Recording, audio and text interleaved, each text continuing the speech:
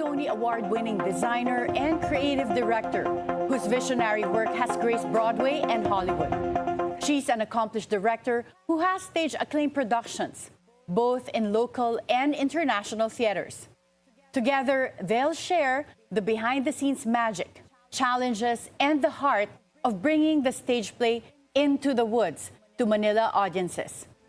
At the forefront is privileged to get an exclusive interview with the masterful director, Chari Arespacochaga, and the iconic Clint Ramos.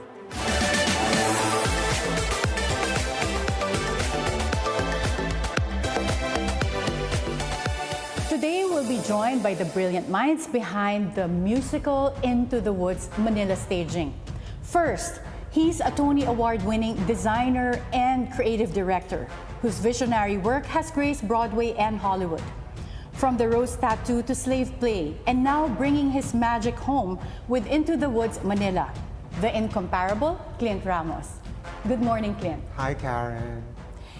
And alongside him, a powerhouse of Philippine theater, an accomplished director who has staged acclaimed productions, both locally and internationally. Known for her masterful storytelling and fearless creativity, she's the director behind the Manila staging of Into the Woods, Chari Arespacochaga. Hello, hi, Karen. Good morning, Chari. So first, just a brief background on both of you. People are curious behind the people's Into the Woods. So very briefly, for both of you, what was it like, your childhood, and what is it about your personal background that shaped your creativity? Sure, I'll go first. Yes, I was born and raised in Cebu. I come from a long line of politicians and lawyers, but also artists. And then I went to high school, Philippine Science High School, and then I went to UP Diliman for college, where I majored in theater arts. And that really was like the formation. I think from high school to college was the formation of what I would say my kind of creative consumption. I couldn't do anything else. All I wanted to do was theater, you know. And at that time, we were really doing a lot of political theater. You know, I trained under great minds like Tony Mabeza, Ben Cervantes, Rolando Tino. You know, all of these greats of Philippine theater. And so that kind of informed what I believe theater should be and what it ought to be, which is both, yes, entertaining, but also should be a venue for thought. Was there any pressure for you to become a lawyer? Oh, very much so. I think my mom gave up like at a very early, you know, like after Philippine Science, she's like, oh yeah, I knew he's gonna pursue a career in the arts. What about you, Chari? I grew up and was raised in Manila. I also went to UP for undergrad, but by that time I had joined Repertory Philippines as one of their actors in their stable. It was a rep company and we would do 10 shows a year. So I was doing that while I was doing undergrad, and I was in film school in UP. We never crossed paths in UP because those are different colleges. So you never met in UP? Not in UP. No, but we were there maybe at the same time we overlapped. So I was doing film school, and those were also my formative years. It was, I slept 2 hours a day, but it was the best time. Under great artists like Ricky Lee, Bilyonaryo was my teacher, and then on the opposite spectrum, I was being trained by Bibo Ramador and Baby Barredo as an actor. So, and those polarities, I think, shaped like where does this artistry meet, where does thought meet when you're creating work. Yes. But back then, was there ever an incident that made you realize, this is it, I'm really gonna go into the creatives and in theater? For me, it was like in high school. My high school drama teacher was Chris Miliado, actually, who eventually became the chief of the cultural center. And I think the first time that he invited me or our drama club to a performance was a street performance, right? And PETA was very active then. This was, this was pre-revolution. And I saw how these pop-up performances on the streets mobilized people. We were doing these short allegorical plays, like pop-up performances, and people were going crazy over them. I was like in high school. I was like, I was in my teens, and I saw the power of theater, of live performance, and how it made people, it moved people. And I said, oh, I'm excited by this idea of we can create something that's happening live that can move people. Wow, at your teens, you already had that vision and realization, huh? Yeah, no, it was like I was addicted. Wow. I was hooked at that point. What about you, Chari? Any specific incident in your life? For me, I'm gonna say when I was in UP, a teacher, oh my gosh, I forgot her name, but she invited me to do a devised piece. I did not know what that meant. Yes. I said, yes. And as it turned out, it was a devised piece that she was organizing and creating. At that point, there was only one AIDS ward in San Lazaro Hospital. And so we devised the piece around the oral narratives of the people in that ward. And she selected maybe some people from the UP theater scene and some other people. I don't know how I got invited, but I said yes, and we devised that piece, and we toured it around hospitals to raise money. And to me, that was a huge connection of how, like, oh, the theater's not just for the theater building, but like we can make it alive. So And about community. exactly, yeah. Well, Clint, you're a Tony Award winner, and people are wondering, how did you make that leap from Philippines to Broadway? It wasn't really like a conscious decision. I just really wanted to learn more, you know. And a lot of my professors, they got their masters or PhDs abroad. You know, at that time, the University of the Philippines did not have a PhD program. They do now, right? Or even a master's program. And so I really just wanted to study abroad. And, you know, it was a choice between New York and London. And so I went to New York, and I ended up getting my master's from New York University's Tisch School of the Arts. And I decided to really stay and just see how, you know, I could cobble together a life just doing the thing that I set out to do with my life. You know? And so it wasn't like, Broadway was never a goal of mine. It was really just, how do I make ends meet? But how do I do that by just doing theater? Yeah, and you went to an American university, right? Yes, yeah. I went to New York University. Yeah. And what made you come back here and do? Well, I've always come back because my family lives here, so I come back almost every year, really, since I went to grad school.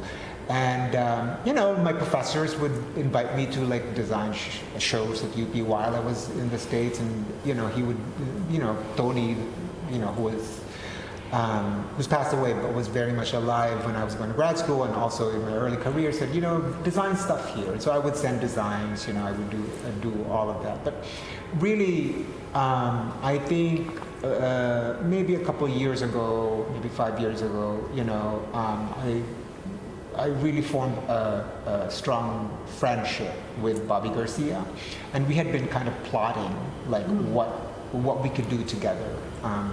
And that's really how this inception of Theater Group Asia came about. So at Theater Group Asia, did you start it for Filipino artists particularly? Yes. Theater Group Asia is really like, how do we expand, how do we build shows in Manila that has no rules, right? Like, we don't just do Filipino plays, we do the global canon. You know, and we just don't do classics, we just don't do musicals, we do everything, right? But also consider the greater sort of Filipino diaspora.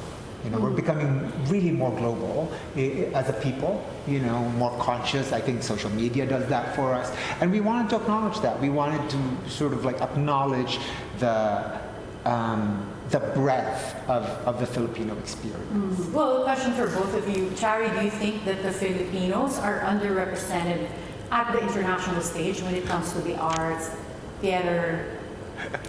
It's so weird.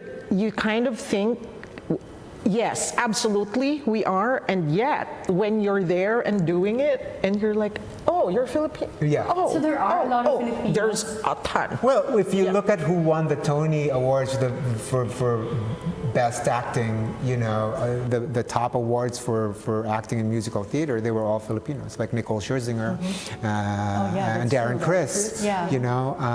And so I mean, we have a long way to go in terms of like representation internationally, but we've made a mark, I think, and we continue to do so. Do you think that the characters that are normally in the materials, Yeah. especially if you're doing like a classic, Yeah. do you think that the way the characters are designed Yeah. by the original creators is also a stumbling block for Filipinos to enter the creatives, just because we have our own conception of, like, for example, like that you take a classic like Snow White. Oh, it's a white girl. Yes, because yes, yes, She's yeah. described as skin as white as snow. Yeah. Is that an issue that you feel? That I needs to be- actually love that challenge,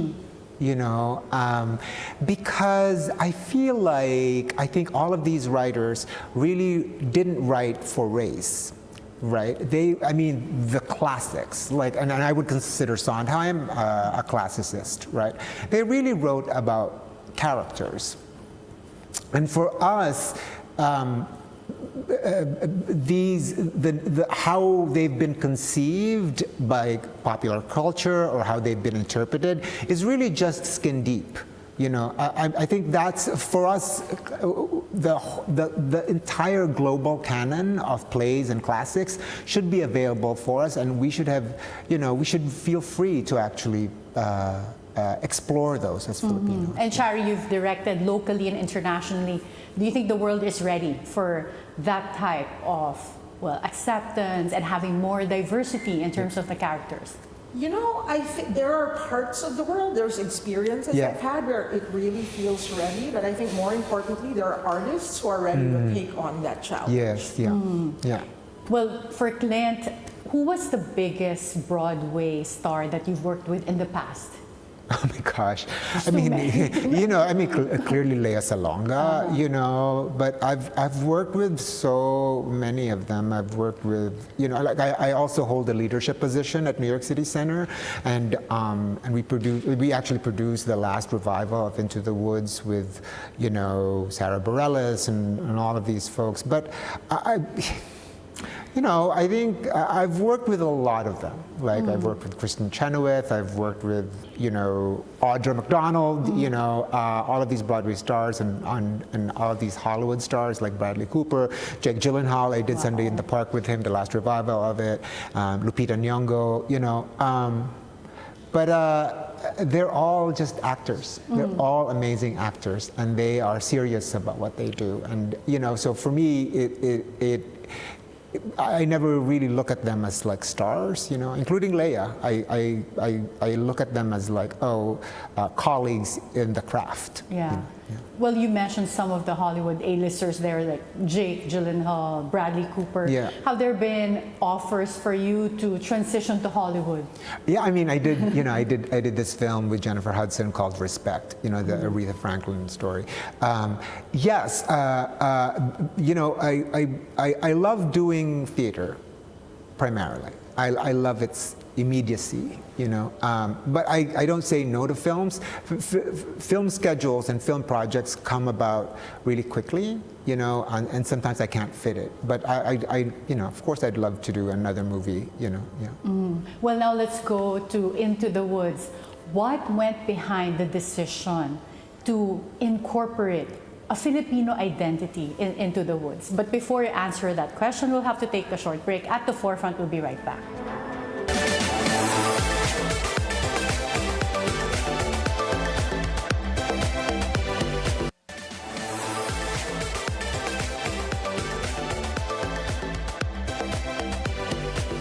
Welcome back at the Forefront. Clint and Chari, Can you tell us what went behind the decision to incorporate a Filipino identity into the woods? Well, I'll start because it's kind of like me and Bobby's fault, and then we dragged Chari along. Well, I think one of the things we wanted to consider was we wanted to compose a Filipino cast and Filipino creatives, you know. And also we were staging it. We're building this show in Manila. A lot of people, like, you know, they see it, oh, thank you so much for bringing, you know, they say to me, oh, thank you so much for bringing this here. I'm like, no. You know, yes, thank you for saying that, and you're very welcome, but we didn't bring anything here. This was built here in Manila, and we're very proud of that.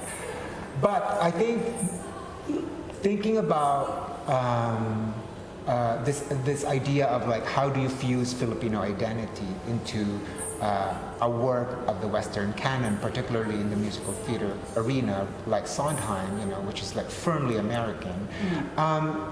We really just kind of thought about like, well, how would we do it?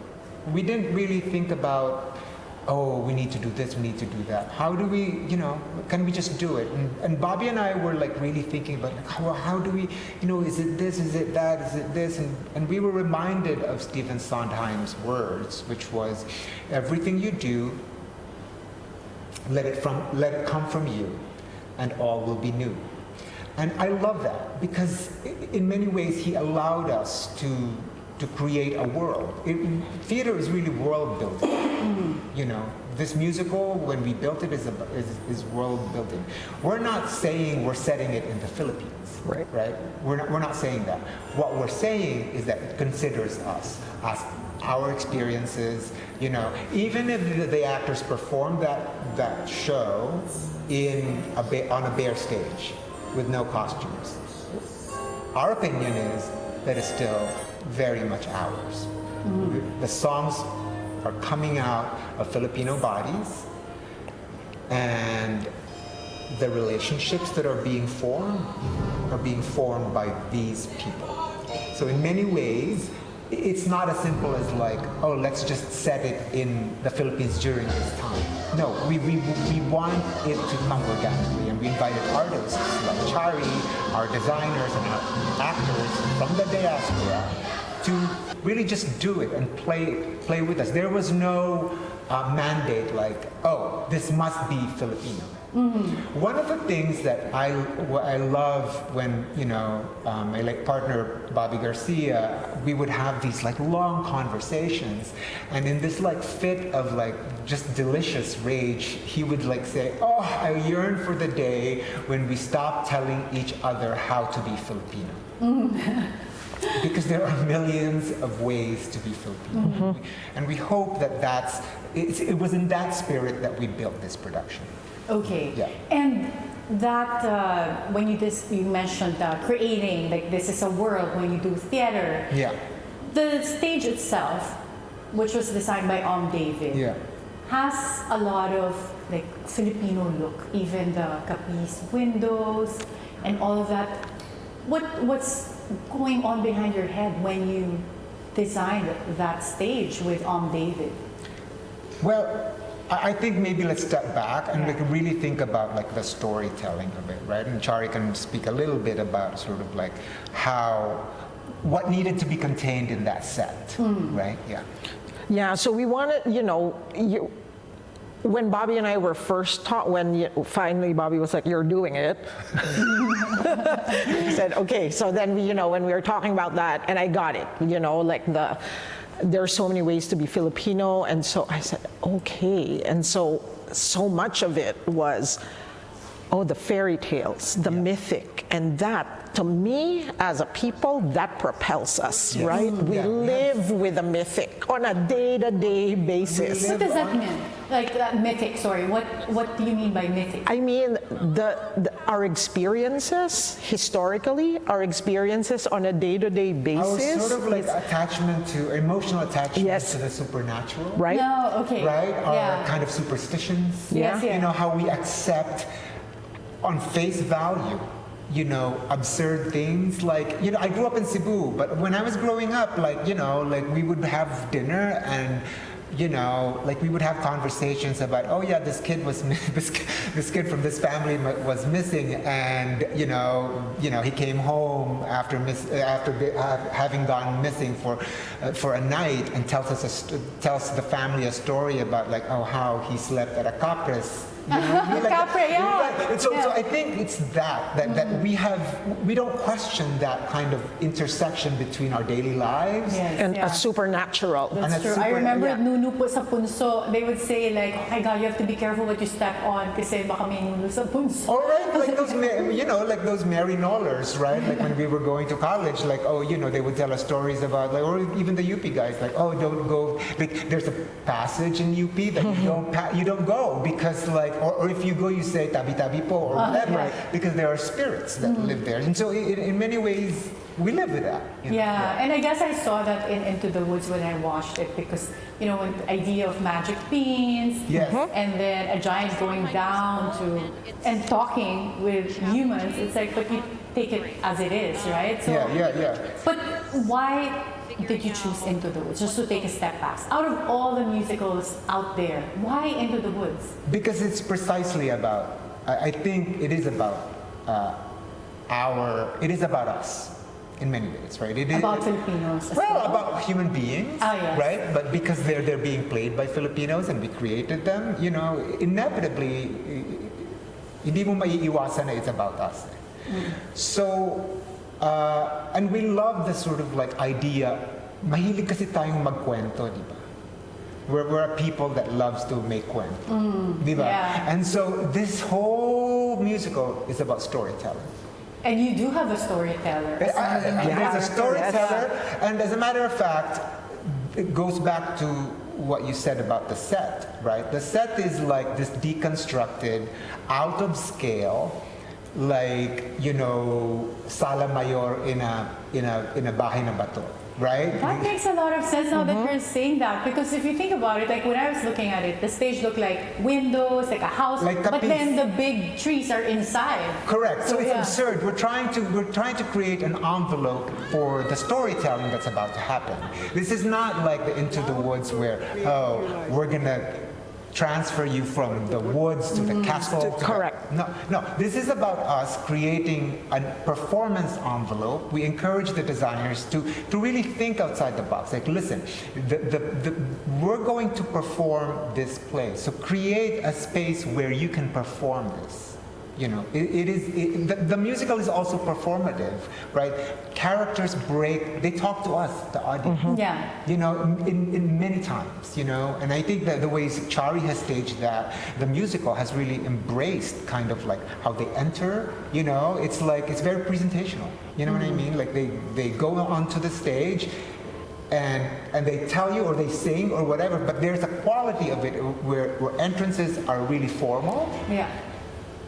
And then you begin the storytelling, right? All of that is like, it's not by accident, it is intentional. That's why I guess as part of the audience, I do feel engaged. Like, it's like the story is being told to me by someone, and then you hear the crowd laughing, reacting, and there were times where they gasped in surprise. So that was intentional. All of it, yeah. Well, Chari, what about directing? How did you incorporate any unique Philippine elements into the actual staging, the way the actors had to convey the story?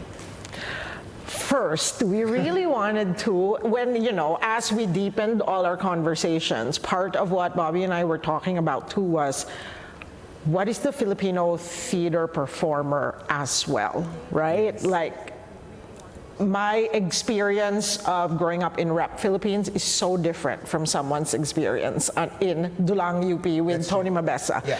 And we really were very intentional about trying to capture all of it, including generations of new performers who are the stars of Philippine theater now. We're always committed to that kind of world building with the actors as well. And community building. And, dito sa Philippines, sa Philippine theater, there's a tendency to be siloed. Right. There's Dulang UP, there's Rep Philippines, there's Tanghalang Filipino from CCP, and I think one of the things we wanted to do was like blend all of those styles. So we have Eugene Domingo, who was trained in UP, Right. Leia Salonga, who was trained in Rep. You know Right. what I mean? That kind of thing. May differences pala. So this is so informative for us. We're in the outside world. Yeah, We yeah, didn't yeah. know. And there was, like, our groupings. big discovery in the rehearsal process was those differences were what really enriched, and you see them navigating those differences, Yes. building a relationship with each other, and you're like, that's the gift. Keep it. Yes. Yeah. That's amazing. Well, what went into the casting? Like, how did you decide who to cast? What was that process like? Because you ended up having a powerhouse cast. Yeah, it's a combination really of our colleagues and artists Yeah. who we know could, number one, tackle the music, right? Very difficult music. We also wanted to engage with artists who, these are fairy tale characters. Right. Some people would call them caricatures, right? But if you actually listen to the lyrics do everything for you. It exposes their humanity. In many ways, they show us, because there's a separation. They're fairy tale characters, right? It could never be us. And yet, we are free to relate to them, right? Because they provide a mirror to us, a safe mirror.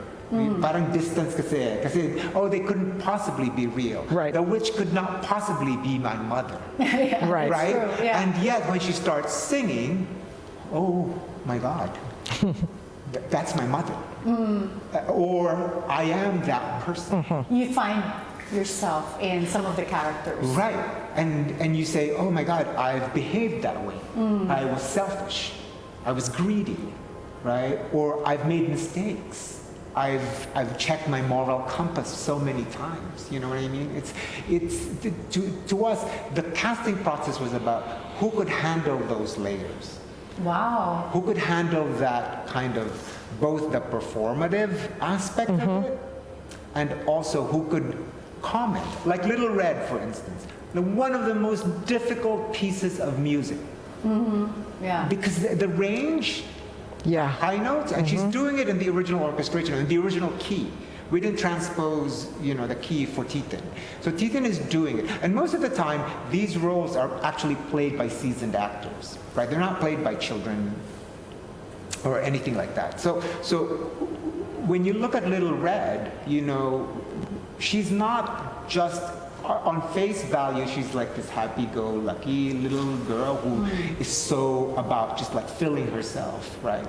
But then it deepens, she changes, something happens to her. There is a loss of innocence there. It toughens her up, and it reminds us a little bit of like those Filipina girls who have gone through it and come out of it like tougher.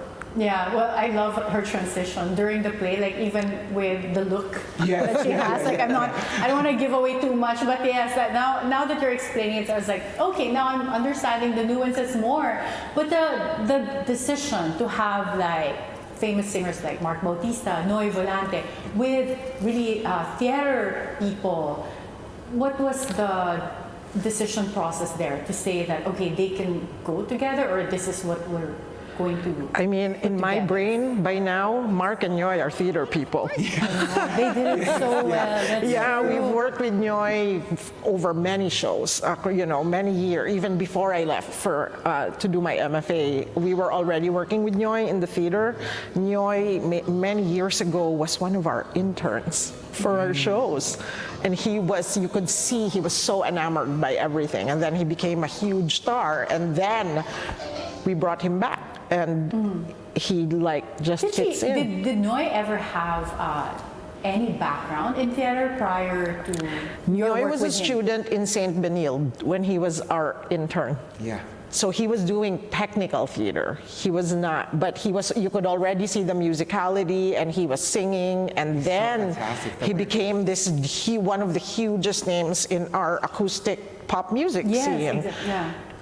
And then we asked him, do you want to do this show? And he said yes, and we just rolled from there. Impressive. And Mark was the same. I first worked with Mark when we were doing Full Monty. That was his pretty much first English musical, and he was the lead role, and he worked so hard. And as far as I'm concerned, Mark's a theater person. I met Mark when we were doing Here Lies Love in Seattle, actually in London, because he did the London cast. Oh, And, wow. Yeah, he did the London cast with Natalie Mendoza, another fantastic. Right. Yes. But Mark he impressed, everyone in London because the vocal is solid, right? And the way he is both performative, but also very instinctive as an actor. It's a gift, but also like he's so willing to learn and train, and even when we brought like Broadway veterans like Ariel Jacobs and Josh De La Cruz home, the sort of the exchange and the learning that they've had together it's really a gift. It's a gift to the entire company. It's a gift to all of us, Did Ariel Jacobs and Josh have to do any adjustments, because they have been in Broadway for quite some time now, and now to do it with an all-Filipino cast, to do a production with an all-Filipino cast, was there any adjustment from their side? You can talk a little bit more about this, but I think they came in like always feeling like, I may not be Filipino enough, right? And we've always encouraged everybody, including the ones who are based in Manila, to really just work. Number one, you are enough. Yes. Right? You are Filipino enough. Again, this goes back to what Bobby said. Like, stop telling us how to be Filipino.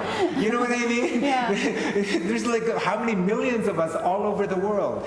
And second, really just work from that place. And I think that really set them free. And the actors from Manila embrace that. Embrace that the exchange of experiences. And it's been so.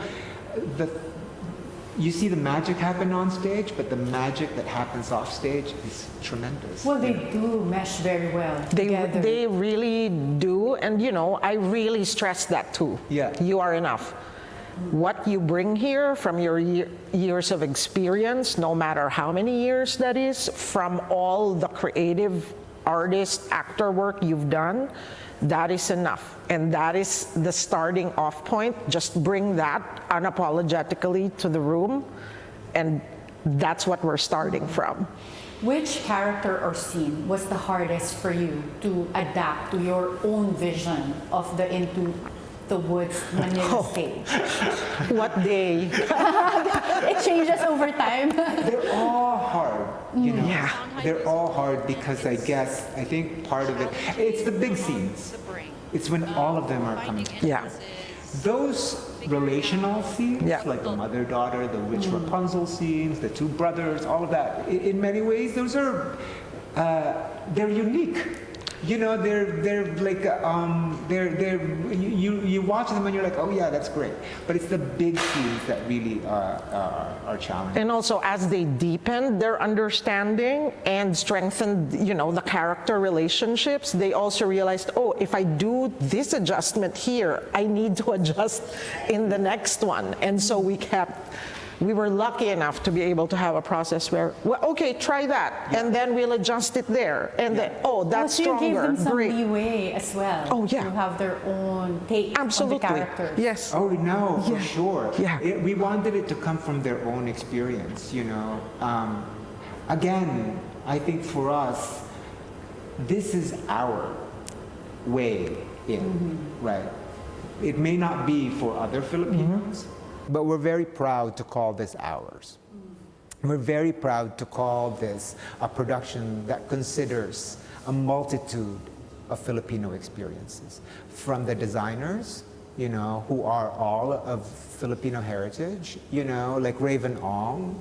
Some people may say, that costume has this fabric, or this has an influence of this, and blah blah. And yes, that might be correct, but we really encourage them to break the rules in many ways. There's a reason in the creative choices, both from set to Raven's costume.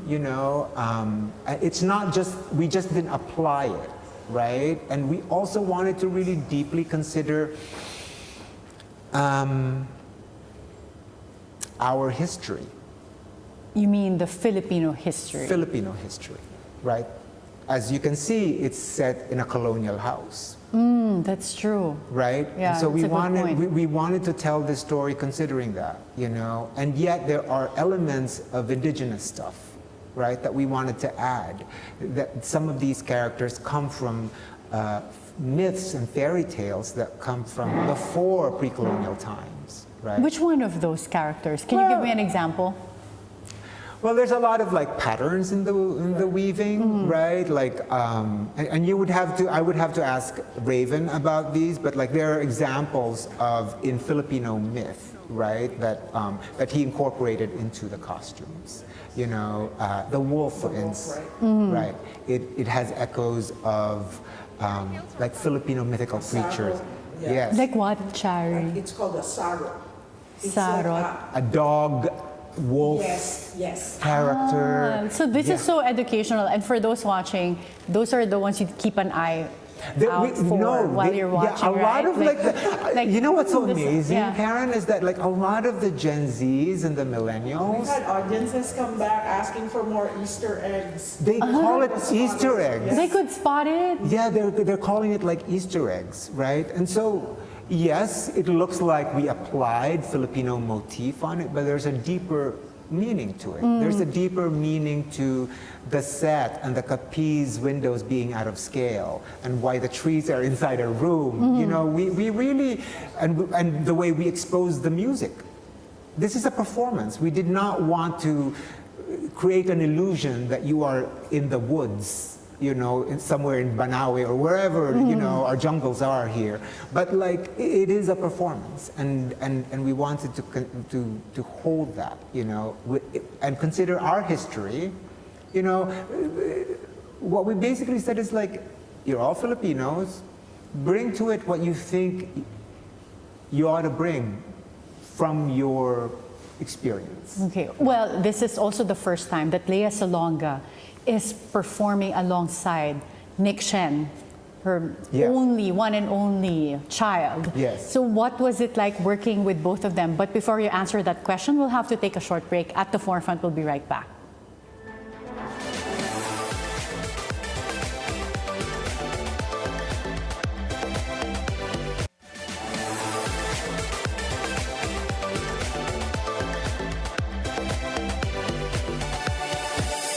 Welcome back at the Forefront. For this production, it's the first time that Leia Salonga is performing alongside her only child, Nick Chen. What was it like working with both of them? It's been great. Nick is a very instinctive actor. He's very creative, and he's hungry. You can see he wants to do it, and he's really trying to be oh, how is this experience going to be? Then he'll try something else on another day. And I think they've set up rules for each other if they're in the room, they're colleagues, they're actors. Yeah. They're not mother and son. So it's been great. Nick is off hanging out with the other actors. Leia's doing her scene. We're staging Nick's scene. Leia's off in the mess hall hanging out with everyone else. Yeah. So yeah. Yeah, that's interesting. Well, let's go back to the nuances of the musical. Yeah. The giant, I don't want to have spoilers here, but there's a giant that has an American accent, or at least that's how it sounded to us. What's that intentional as well, and what is that I think supposed to all of it represent? is intentional. As I told you, I think one of the biggest inspirations, the biggest question that we all asked is, who are these giants in the sky, right? That is causing a lot of plot points in the musical. And we, through our research, we had come across, I think a lot of people are familiar with this cartoon that came from the turn of the century, actually, American cartoon with a big American boot on the islands, and with like caricatures of us, of native Filipinos, running away from that boot. And it made us think about our colonial history, right? While the giants are these forces that these main characters are dealing with, right? And they are a symbol of something that is aspirational, but also of great wealth. You know, we wanted to excavate what it would look like if we actually leaned into our colonial history, you know, and what it would look like if we alluded to that, you know. Again, we wanted our Filipino-ness to not be limited to anybody's interpretation, you know. And so we wanted to explore what it would be like to actually acknowledge that. I think there is a sense for some that being Filipino means that we need to go back to a state of indigeneity.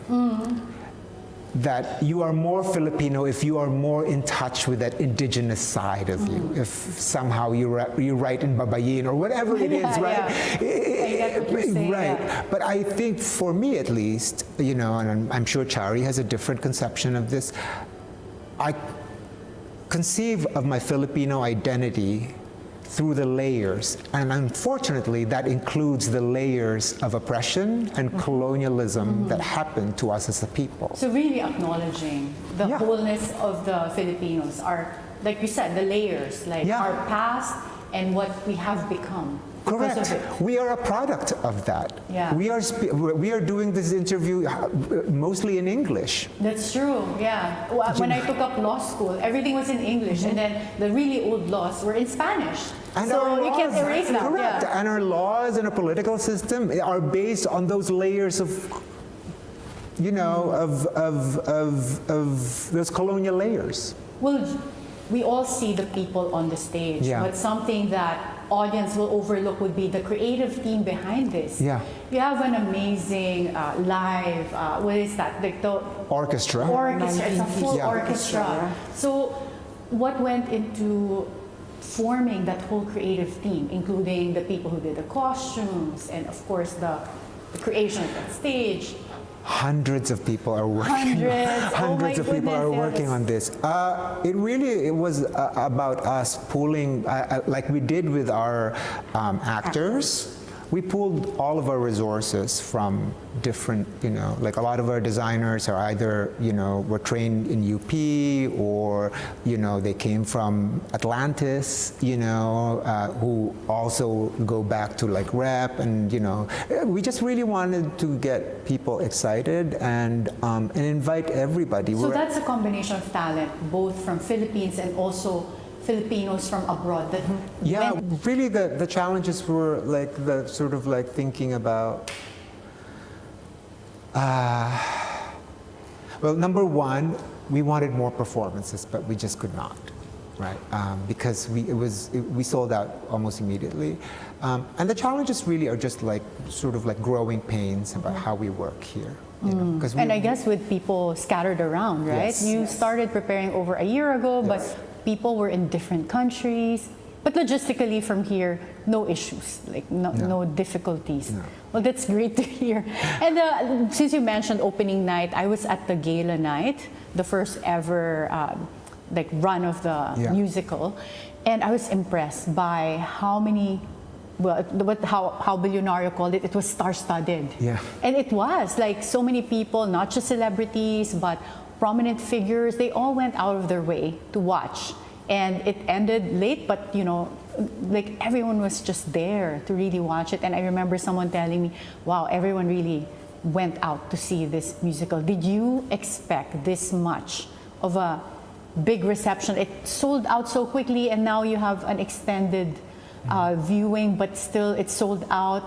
Did you expect this success? No. I love the honest answer.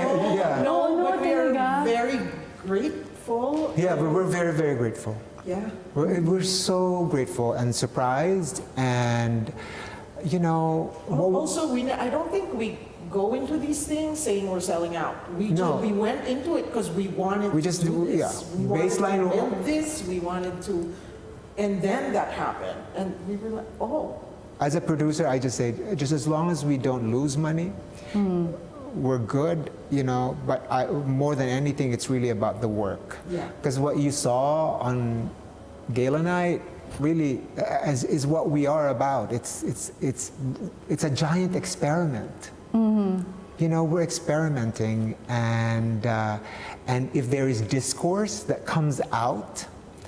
If you've seen the show, whether you like it or you don't like it, but just as long as there is discourse about what it is to see a work like this staged in Manila by Filipinos, we've already done our job.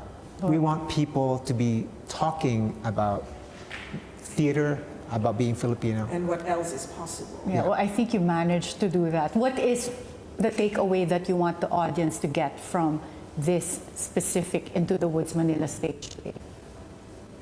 You know, I mean, I thought Ricky Lee really, I was really like floored when he captured it. And he said, what makes it Filipino is the relationships and the community coming together. And in the Mecca, that's been my entire experience, to be reminded of this giant community of Filipino artists who are all here just wanting to do the work.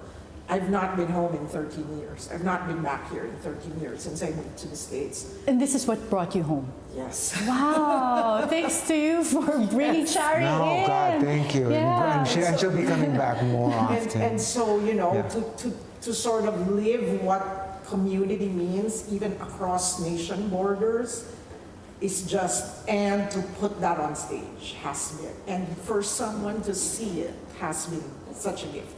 Yeah. What dream projects or collaborations are you hoping to work on next? But before you answer that question, we'll have to take a short break. At the Forefront, we'll be right back.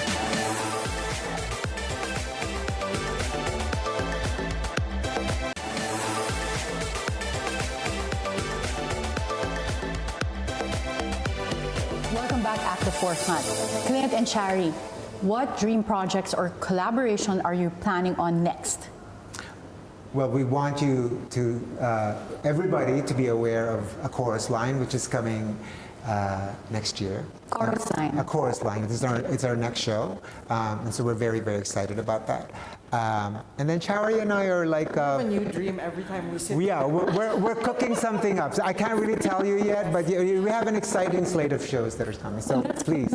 Yes, yeah. So Just follow us on excited. social media and you'll get the Yeah. latest. Yeah. And Theater Group Asia, what is it about? Is it also about training new artists? Yes. So we do.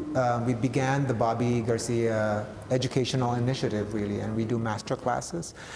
We ask all of our artists to, do master classes with like young folks, theater students, and we do it and we offer it for free. So This is all in the Philippines. all in Manila. So if you're from the province and they're watching this right now and they say like, oh, I want to be trained by Theater Group Asia, how can they do that? Well, we're doing auditions for a chorus line in Luzon, Visayas, Mindanao. So, yeah. And how do you see the Philippine theater scene evolving in the years to come? I think we just want it to be richer, more diverse. You know, it's already very diverse. People love the theater here, and we just want to embrace each other. Well, you're both successful internationally. What is your message to Filipinos out there who are striving to, become someone in the theater and then hoping to break it globally someday? You know that I like the idea of spreading the notion that you are enough. And where you are is home, where you come from is home, and where you're going to go can be home. I love that. It's not about Broadway, really. So Yeah, it's not about that kind of thing. It's really about, like, if you love the theater, you should make it. You should just make it. lastly, how do you hope to influence or inspire the next generation of Filipino theater artists? I think just by doing, we will never, there is no right or wrong way to do it. And I'm at a point in my life where I really just want to do the things that I want to do that I think matters. And so, for me, that's the influence. It's in the doing.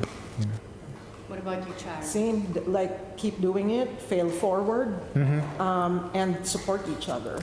Is there any one person in your mind that you look up to or that inspires you when it comes to the arts?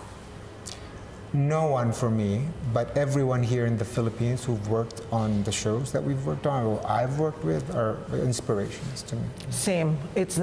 One is hard because it doesn't take one to build what we're making. Okay, you need everyone.